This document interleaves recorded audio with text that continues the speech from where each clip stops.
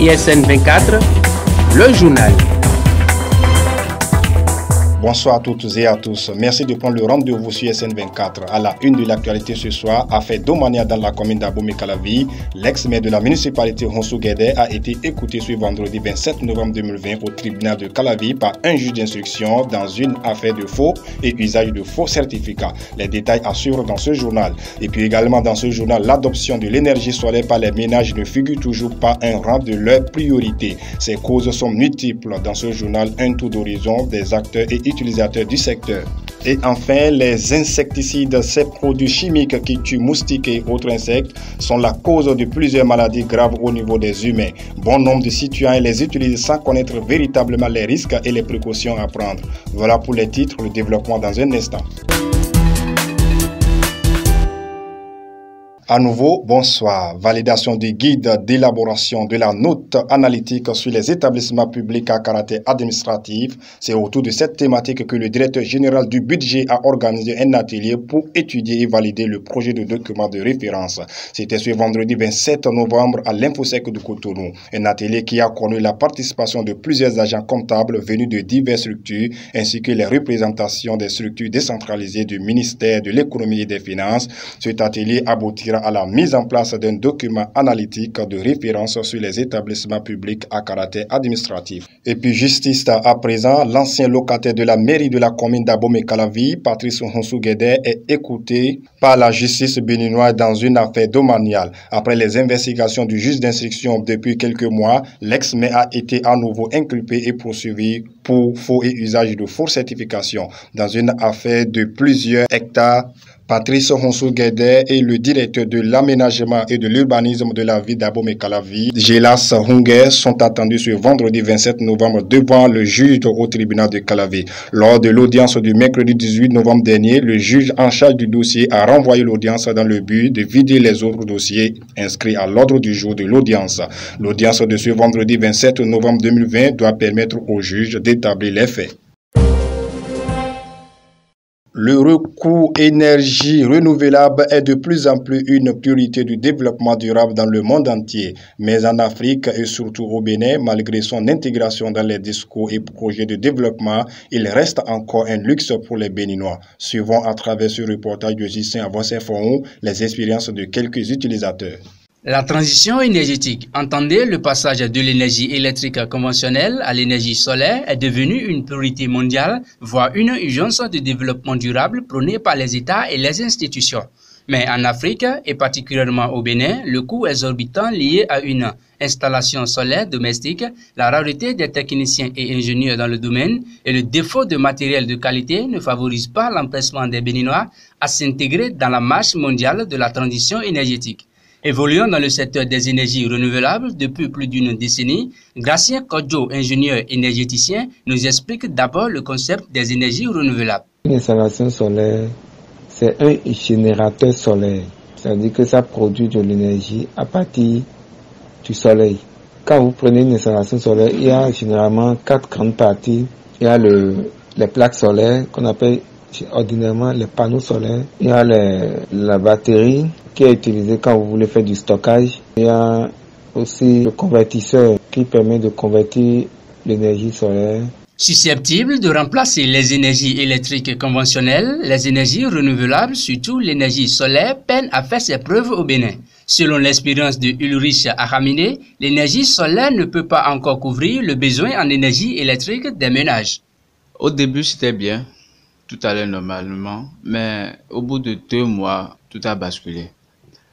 Et les batteries ne répondaient plus. Ça, il y a déjà une baisse qui s'observait. Les lampes aussi n'éclairaient plus correctement. Donc, vraiment, c'était déplorable. C'était déplorable. Moi, principalement, j'ai pas beaucoup aimé ça. Mais pendant que la majeure partie de la population béninoise fait l'éloge de l'énergie électrique conventionnelle, les rares citoyens qui ont pu avoir une main-d'œuvre et le matériel tous de qualité bénéficient déjà de cette transition énergétique au Bénin. C'est l'exemple de Dewanou Idelphonse qui, depuis l'installation de son système d'énergie solaire, ne se soucie plus des coupures observées sur les installations de la SB2E. Bon, une des satisfactions quand même qu'on a lorsqu'on est sur le panneau solaire, c'est lorsque toute sa zone est est dans le noir et que tu rentres dans ta rue et tu vois que ta maison est éclairée, hein, ça, il faut reconnaître cela. Jouir des avantages de l'énergie solaire est synonyme de gros moyens financiers et d'équipements de qualité et requiert une qualification professionnelle des techniciens pour son installation. La qualité a un coût. Et ces équipements de qualité se vendent dans des boutiques sérieuses. Et non pas au bord de la voie. Et non pas dans les feux tricolores. Et non pas chez les babas. Tout dépend de l'équipement, tout dépend du calibrage qu'on a eu à faire. Si on n'investit pas bien dans les équipements, on n'aura pas quand même l'énergie suffisante pour supporter la consommation domestique. Et on reviendrait encore sur le fameux problème de techniciens qui doivent nous permettre de faire les bons choix, qui doivent nous conseiller dans la qualité et la quantité des équipements qu'on doit acheter, qui doivent nous préciser, oui, compte tenu de tel nombre de panneaux, on ne peut pas brancher tel équipement ou l'utilisation, voici dans quel intervalle on doit utiliser et autres. Le passage des énergies électriques conventionnelles aux énergies renouvelables reste encore un souhait au Bénin et il faille que des lois soient véritablement votées pour l'imposer progressivement aux ménages. Toujours société, plusieurs ménages ont recours très facilement à des produits pour se débarrasser des insectes et moustiques qui pénètrent dans leurs habitations. Une utilisation qui est encore facilitée par l'accroissement de ces produits sur le marché par bon nombre de fabricants. Mais les substances que contiennent ces produits deviennent vraiment nocifs pour les hommes, surtout les enfants. Suivant ce reportage de Martine Djimade. Un insecticide est une substance active ou une préparation ayant la propriété chimique de tuer les insectes. Un produit qui court les rues est disponible dans la plupart des marchés du Bénin. Beaucoup de ménages l'utilisent de nos jours pour lutter contre les moustiques, les cafards, les rongeurs, etc. Je les utilise uniquement les soirs pour éliminer les moustiques. Mais j'ai remarqué que non seulement cela tue les moustiques et les insectes volants, mais l'utilisation de l'insecticide éloigne aussi les reptiles. Moi, là où j'habite, il y a tellement de moustiques. Alors, presque tous les soirs, je les utilise. Je mets ces produits dans ma chambre. Mais selon les organismes de santé publique, ces insecticides restent un danger pour l'homme, un très grand risque pour la santé, l'environnement, la biodiversité, s'ils sont mal utilisés ou vaporisés à une dose trop importante. Ainsi, chaque grosse bête s'intoxique en chassant la petite bête, une habitude qui détruit l'organisme de l'homme parfois. Quand tu asperges le produit dans ta chambre, tu n'arrives plus à bien respirer. Et pas mégal, quand tu restes dans la chambre, une fois le produit est aspergé, tu es enrhumé. Ça te donne le rhume. Et l'autre chose, à force de l'utiliser dans la cuisine, on peut être intoxiqué facilement. Leur effet nocif est pointé du doigt depuis plusieurs années. Le cas des personnes âgées et les enfants qui sont les plus exposés aux insecticides avec le plus grand risque de développer parfois des maladies cancéreuses. Les enfants s'avèrent particulièrement à risque. Plusieurs rentrent, jouent à terre et portent souvent des objets à leur bouche. Il ne faut pas aussitôt après son usage 1 heure de temps ni 2 heures ni 3 heures, faire entrer les enfants dans une chambre traitée. Ce n'est pas bon pour le système respiratoire. Ce qui n'est pas bon pour les enfants, ce n'est non plus bon pour les adultes de 3e âge. Parce que ils sont aussi faibles que les enfants. Leur organisme n'étant plus résistant comme avant, alors ils sont aussi fragiles que les enfants. Sachant que ces insecticides peuvent s'avérer dangereux pour la santé, son utilisation domestique est indispensable pour certains parce qu'il est nécessaire de se débarrasser très rapidement des insectes. Alors dans ce cas, il faut un minimum de précautions pour limiter l'exposition des humains au risque lors de l'emploi de ces produits. Les travaux de revêtement coûtent excessivement cher. Au Bénin, il faut nécessairement faire appel aux professionnels du domaine dont la main-d'œuvre coûte cher, ce qui empêche certains citoyens d'embellir ou de changer leur cadre de vie. Est-il possible de réaliser soi-même le revêtement de son habitat? Élément de réponse avec Régis Kouinti, directeur général de KNR Service, dans ce reportage de Pierina Fakounde. Dans les pays occidentaux, nous voyons les familles se charger eux-mêmes des travaux de bricolage dans leur maison, à savoir les petits travaux de maçonnerie, de plomberie, de peintre et autres. Mais au Bénin, on fait toujours recours aux professionnels, ce qui ralentit l'envie d'embellir à sa guise son cadre de vie. Selon Régis Kouti, directeur général de KNR Service, spécialiste des travaux d'architecture d'intérieur et d'extérieur des infrastructures, le revêtement par soi-même des bâtiments est possible. Le revêtement est un élément qui couvre une surface pour la protéger, la consolider ou la décorer. On peut faire le revêtement de sa chambre soi-même. Il vous suffit juste d'acheter le produit que vous voulez passer, si c'est de la peinture à huile ou si c'est de la peinture à eau. Alors, quand vous l'achetez, il y a un certain nombre de matériels qui l'accompagnent, à savoir le pinceau, le rouleau et le grattoir. Le rouleau, bien évidemment, permet de faire passer, d'accord, de laisser la couche de faux sur le mur. Le pinceau permet de redresser les angles et les arêtes. Et votre grattoir vous permet déjà, avant même l'application, de dégrainer le mur, si c'est un mur neuf, ou de dégager les imperfections de la maçonnerie du mur, si il y en a éventuellement.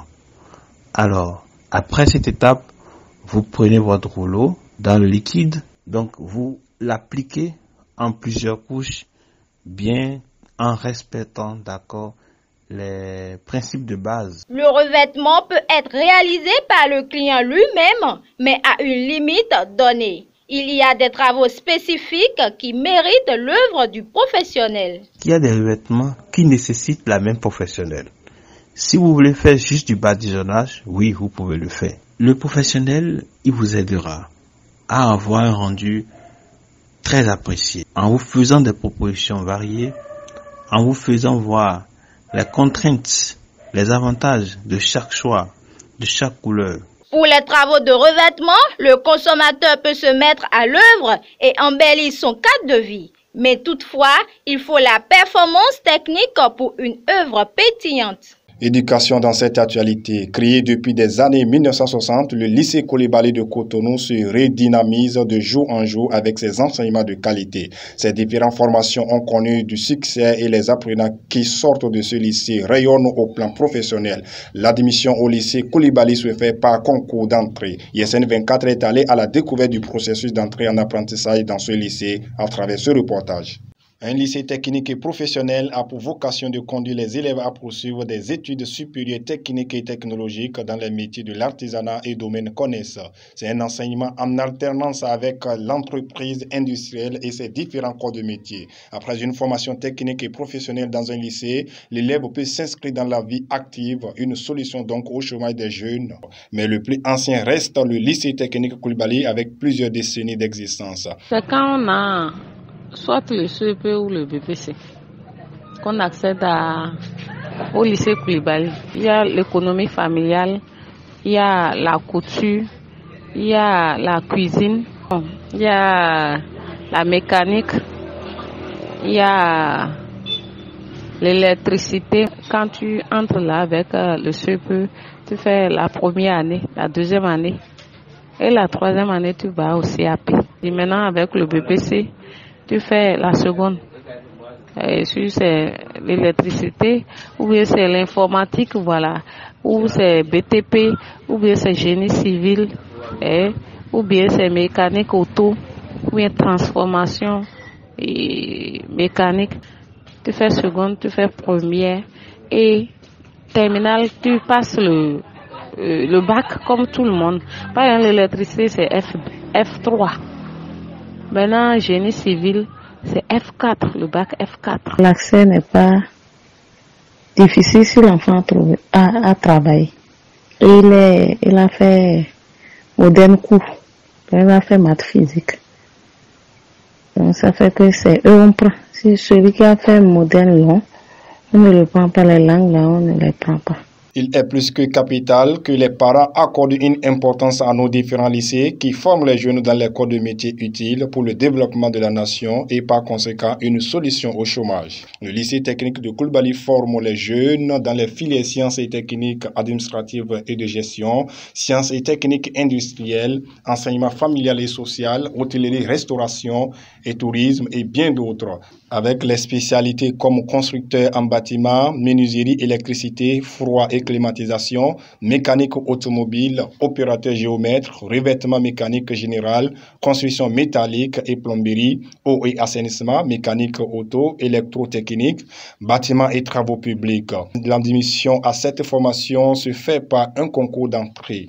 Sécurité routière à présent, le Bénin connaît désormais un changement très significatif au niveau des infrastructures routières avec des quartiers et des rues complètement métamorphosés. La population n'a plus assez de difficultés à circuler librement, mais au dernier constat, plusieurs personnes n'arrivent pas à distinguer les rues asphaltées des grandes voies, ce qui crée parfois des accidents souvent mortels dus à l'excès de vitesse, suivant ce reportage de Martine Djimadi. Le nombre de morts sur nos routes au Bénin a baissé depuis l'année 2013 où le gouvernement a imposé un nouveau système de circulation routière des usagers d'engins à 2 roues. Depuis 7 ans déjà, les conducteurs de motos sont contraints d'emprunter le trafic local pour la circulation dans les villes.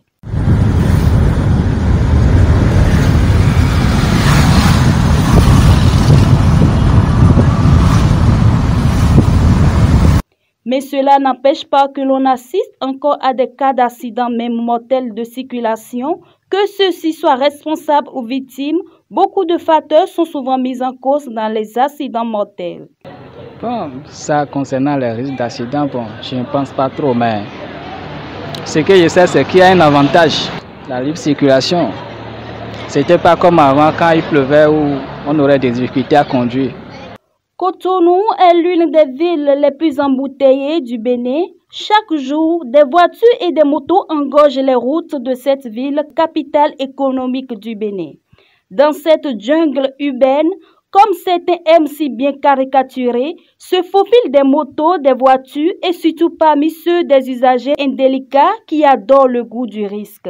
Depuis quelques mois, des travaux d'asphaltage sont en cours dans nos rues secondaires et d'autres déjà terminés à travers tout le pays du Bénin. Du bitume, des pavés et aussi l'éclairage public, tout est bien organisé pour une transformation de certains coins et quartiers du Bénin, une action appréciée par la population.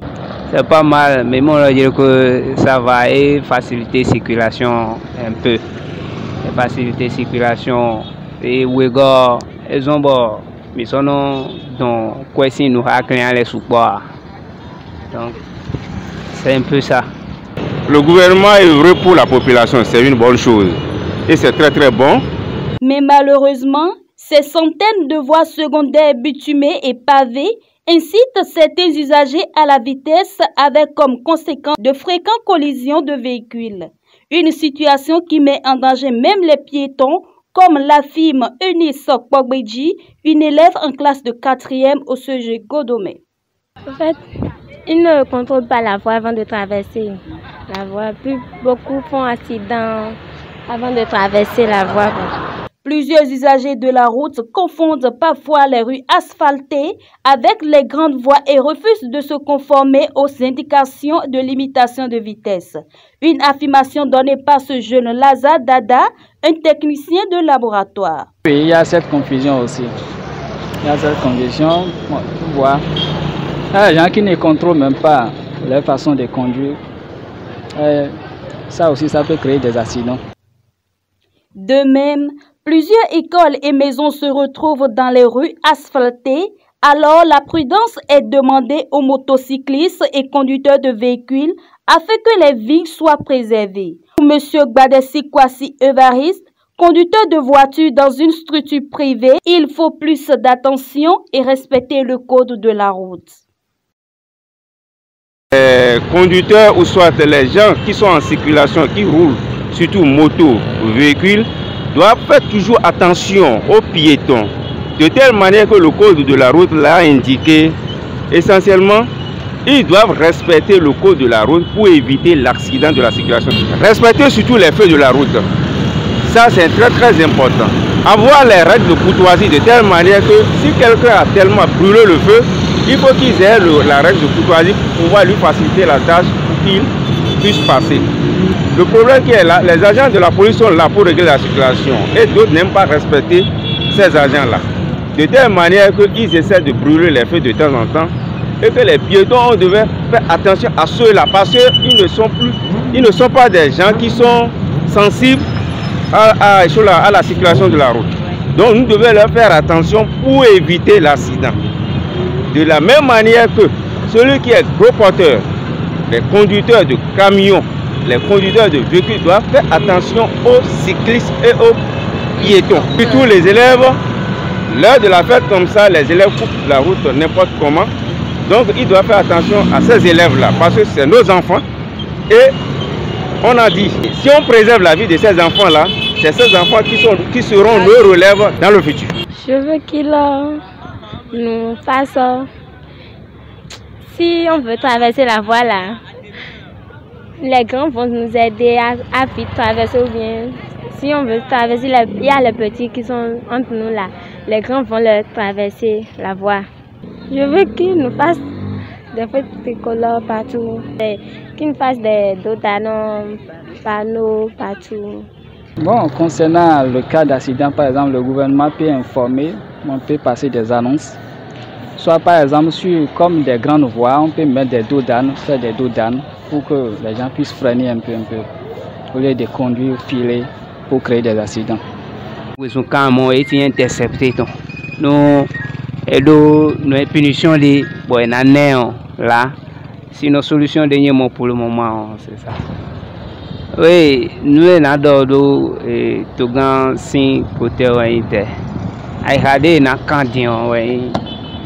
Et il a engagé les forces de l'ordre sous code de circulation. Au moins, bon matin circulation, le carrefour les dit parce que même les gens respectent le feu là. Mais carrefour, même feu matin au carrefour, mais non respecté à l'UDI, menacé pour dire mon fils ne le voit. Vous comprenez? Donc, elle ne le bio. Bon, mi derrière sous elle a corrigé, mi derrière elle a fait opérer. Donc, tout le monde a engagé les forces de l'ordre, il a fait des mots que nous ne gérons souvent, mais nous ne donc, de temps en temps, il y a une surveillance de fiennes.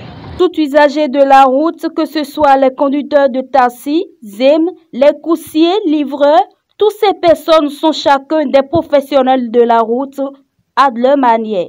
Certains gagnent leur vie grâce aux kilomètres parcourus en une journée. Mais tous les jours, ils côtoient le danger, surtout avec ces routes en construction sur toute l'étendue du territoire national. Prendre conscience des conséquences avec l'augmentation des vitesses sur les nouvelles voies serait un atout idéal pour sauver plusieurs vies. Un pas dans le rang des millionnaires, le jeune béninois Junior Natabou, âgé de 17 ans, CEO de JN Media, devenu millionnaire en euros grâce à ses activités de commerce. Né le 12 juillet 2003 à Cotonou, orphelin de père, déjà à 3 mois avant sa naissance, le jeune Junior rappelle que c'est l'un des livres de Robert Kiyosaki, Père riche, Père pauvre, qui aurait changé sa vision.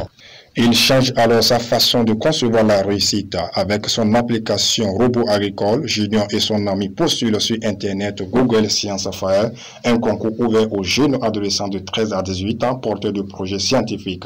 Junior et son ami sont admis à ce concours. Cela leur permet de rencontrer le président Patrice Talon. Ils auront ainsi l'opportunité d'aller au Rwanda pour le développement de leurs applications. Et pourtant, Junior Natabou, millionnaire à 17 ans, ne découvre un Internet qu'à l'âge de 14 ans. Pour assouvir sa soif de connaissance, il passe son temps à regarder les documentaires et des reportages sur YouTube.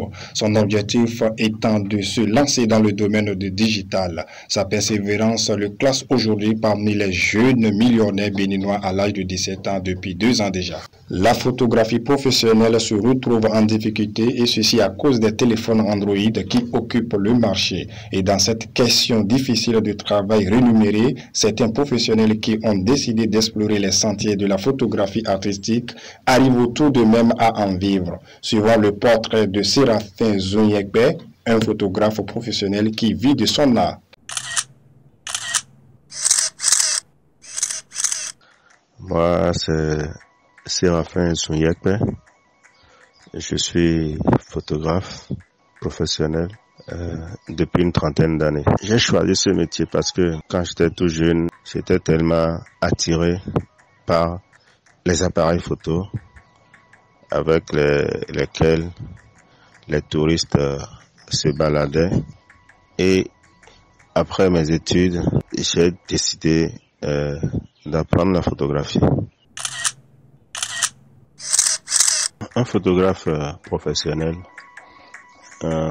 c'est un artiste, après tout, qui est passionné de la photo et qui vit de ça, qui vit de son métier et qui le fait avec vraiment une certaine passion, un certain talent. Il y a des erreurs qu'il ne doit pas faire dans l'exercice de son métier.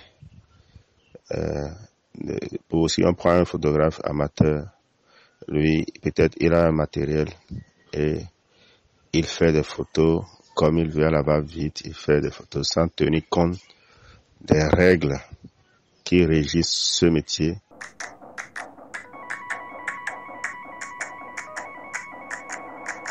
Ma plus belle œuvre que j'ai réalisée, c'est l'image d'un couple de pigeons que j'ai photographié. Le résultat, c'est un baiser vraiment langoureux entre les pigeons. Donc j'ai beaucoup aimé cette photo. Des récompenses que j'ai eues dans ma carrière, c'est le premier prix en documentaire en Belgique à un festival de films en 2006. Après, j'ai gagné un 3e prix avec la même vidéo en Croatie.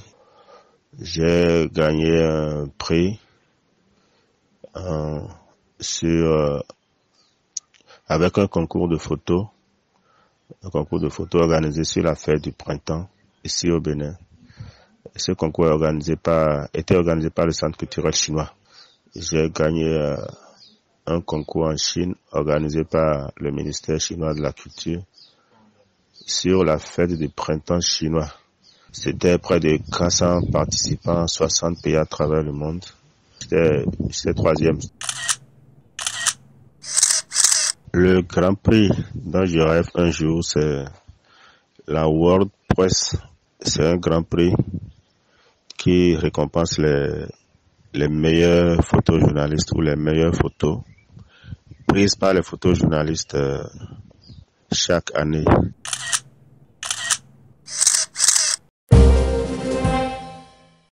Actualité en Afrique à présent, cette fois-ci c'est au Mali où la raison de la découverte d'un foyer de Covid-19 au sein de la présidence de la République, le Conseil supérieur de la défense prévu jeudi 26 novembre dernier est reporté. Tout le personnel serait soumis à un test de contrôle et les locaux désinfectés, indique un communiqué de la présidence. À noter qu'actuellement le pays compte 4326 cas positifs de Covid-19, dont 3044 guéris et 146 décès. Fin octobre passé, c'est la ministre malienne de l'Environnement, de l'Assainissement et du Développement durable, Bernadette Keïta, qui a été testée positive au coronavirus. Mais rien d'inquiétant car la ministre se porte bien actuellement. Et au Maroc, le prince Hassan Moulay, le fils de Mohamed VI, est un danger sous la menace d'assassins qui tournent déjà autour de lui. Plusieurs meurtres s'enregistrent au palais du Maroc où beaucoup de cadres sont assassinés. En effet, le chauffeur du fils de Mohamed VI aurait été retrouvé dans ses appartements mort de 2 balles dans la tête. C'est aussi pareil avec Youssef El Hadi, directeur du secrétariat principal au palais royal de Rabat. Un même sort a été réservé pour lui. Selon diaalgérie.com, il s'agit d'une guerre de succession et d'un complot pour écarter le prince héritier du trône. Ce phénomène s'élargit déjà avec l'écartement du frère du roi Mohamed VI qui a été banni déjà de toute responsabilité liée à une quelconque fonction officielle, en dehors des machinations secrètes d'assassinat que l'on associe à cette supposée guerre de succession. Une guerre médiatique s'est installée entre les deux parties. Et puis enfin, le président américain Donald Trump a déclaré ce jeudi 26 novembre qu'il quitterait la Maison-Blanche si le collège électoral américain votait pour le président élu Joe Biden. Le chef de l'État a fait cette annonce lors du traditionnel discours aux membres des forces armées américaines à l'occasion de la célébration de Thanksgiving. Bien qu'il semble ainsi concéder sa défaite, Donald Trump a réitéré ses accusations de fraude restées sans preuve jusqu'à présent. Voilà, c'est la fin de ce journal que je vous remercie d'avoir suivi. C'était Wahabo Inoussa à la présentation. Portez-vous bien.